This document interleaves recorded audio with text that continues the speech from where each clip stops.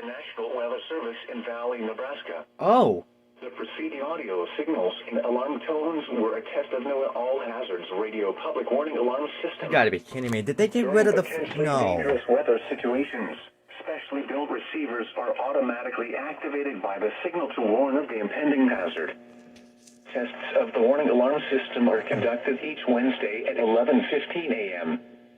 If there is a threat of severe weather, the test is then postponed until the next available non-severe weather day.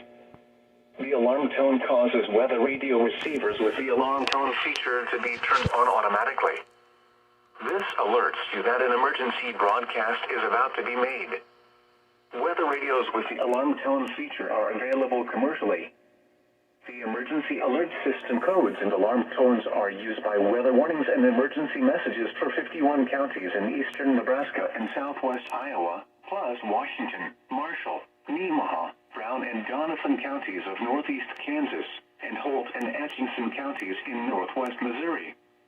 Once again, this has been a weekly test of the NOAA All Hazards radio public warning alarm system. This concludes the weekly test. We now return to our regular programming.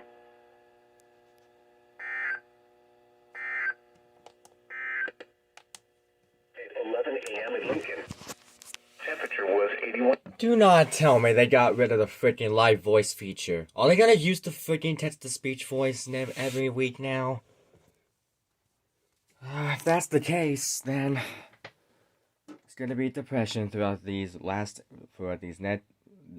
rest of the entire year.